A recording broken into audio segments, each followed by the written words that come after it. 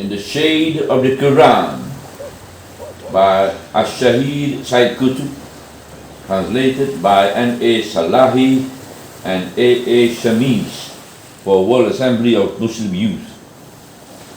May your soul be blessed by Allah. Surah 109, Surah Al Kafirun, the Disbelievers. Bismillahirrahmanirrahim. Qul ya ayyuhal kafirun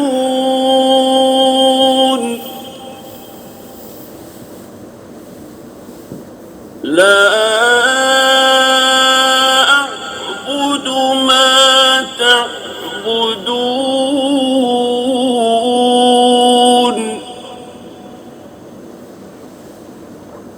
ولا أنتم عابدون ما أعبد ولا أنا عابد ما عبدتم ولا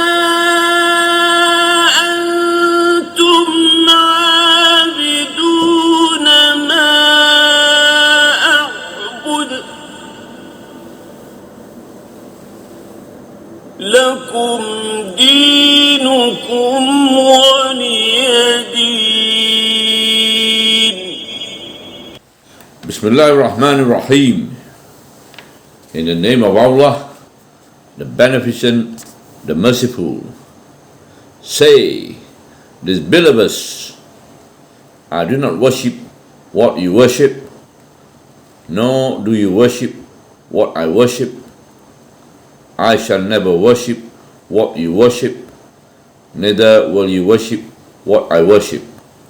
You have your own religion, and I have mine. Although the Arabs before Islam were not disavowing Allah, they did not know Him by the true identity. He accorded Himself as the One and the Eternal. They did not only depreciate Him and inaptly worship Him, but they also ascribed to Him as partners, idols that were supposed to represent their great and pious ancestors, or in some cases, the angel whom they claimed to be the daughters of Allah. Moreover, they alleged a kinship between Him and the jinn. They often ignored all this qualification, however, and worship those idols themselves. But in all cases, as the Quran quotes them as saying, they only worship them, the various gods, so that they may bring us near to Allah.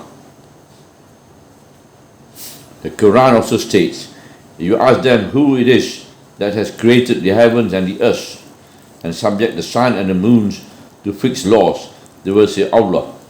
And again, if you ask them who it is that sent down waters from the sky, and thereby revive the earth after he had died, they will say Allah. Moreover, Allah superseded their gods and their oaths and supplications. But in spite of their beliefs in Allah, the polytheism they attained fouled their conception as well as their tradition and rites, to the extent that they assigned to their alleged gods a portion of their earnings and possession, and even their offspring. In fact, they had often been obliged to sacrifice their children. Concerning this, the Quran has the following to say: they set aside for Allah a share of what He had produced in abundance of crops and cattle, saying, this is for Allah. So they pretend, and this for the partner gods we associate with Him. But nothing of the share of their partner gods may ever go to Allah, while the share of Allah may go to their partner gods. How ill they judge! Thus, those partner gods of theirs have induced many polytheists to kill their children, so that they may ruin them and confuse them in their faith. Had Allah willed, they would not have done so. So leave them to their false invention. They say, such cattle and crops are forbidden, and one can eat of them save those whom we permit. So they assert. Further, there are cattle which they prohibit men from riding, and others over which they do not pronounce the name of Allah. All these are lies they assert against Allah. He will surely punish them for their invented lies. They also say, what is in the wombs of this animal is reserved to our males, forbidden to our females. But if it is still born, then they all partake of it. Allah will surely punish them for what they impute to him. He is surely wise and knows all. Lost are they who in their ignorance wantonly slay their children and make unlawful what Allah has provided for them, inventing lies against Allah. They have indeed gone astray and heeded no guidance. The Qur'an, Surah 39, Ayat 3. The Arabs were also convinced that they were the followers of this religion of Abraham, and that they were better guided than the people of scriptures, that is, Jews and Christians, inhabiting the Arabian Peninsula at that time. The Jews and the Christians preached respectively that Israel and Jesus were the sons of Allah, whereas they, the Arabs, worshipped angels and jinn, the true offspring of Allah according to them. Their belief they maintained were more logical and more conceivable than those of the Christian and the Jews. Nonetheless, all were polytheism. When Muhammad, peace be on him, declared his religion to be that of Abraham, they argued that there was no reason for them to forsake their beliefs and follow Muhammad's instead, since they too were of the same religion. In the meantime, they sought a sort of compromise with him, proposing that he should prostrate himself before their gods in return for their prostration to his God, and that he should cease denouncing their gods and their manner of worship, and in reciprocation whatever he demanded of them. This confusion in their concepts, vividly illustrated by their worships of various gods while acknowledging Allah, was perhaps what led them to believe that the gulf between them and Muhammad was not unbridgeable. They thought an agreement was somehow possible by allowing the two camps to coexist in the region and by granting him some personal concession. To clear up this muddle, to cut all argument short and firmly distinguish between one form of worship and the other, between one doctrine and concept and the other, the surah was revealed in such a decisive, assertive tone. It was revealed in this manner to demarcate monotheism, which is tawhid, from polytheism, which is shirk, and to establish a true criterion, allowing no further wrangling or vain argument. Using all the mentioned means, the surah goes on to emphasize a negation in one sentence and an affirmation in another. Say, this denotes a clear-cut divine order which conveys the fact that the whole affair of the religion belongs exclusively to Allah. Nothing of it belongs to Muhammad himself, and that Allah is the only one to order and decide. Address them, Muhammad, by their actual and true identity. Say, disbelievers, they follow no prescribed religion, nor do they believe in you. No meeting point exists between you and them anywhere. Thus, the beginning of the surah brings to mind the reality of a difference which cannot be ignored or settled. I do not worship what you worship is a statement affirmed by I shall never worship what you worship, nor do you worship what I worship. It is also repeated for more emphasis and in order to eliminate all chances of doubt or misinterpretation. Finally, the whole argument is summed up in the last verse. You have your own religion and I have mine.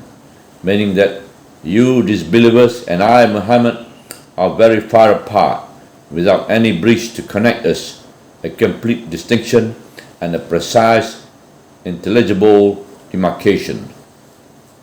Such an attitude was essential then in order to expose the fundamental discrepancies in the essence of the two beliefs and doctrines, in the source of the two concepts, and in nature of the two paths of monotheism and polytheism, faith and disbelief.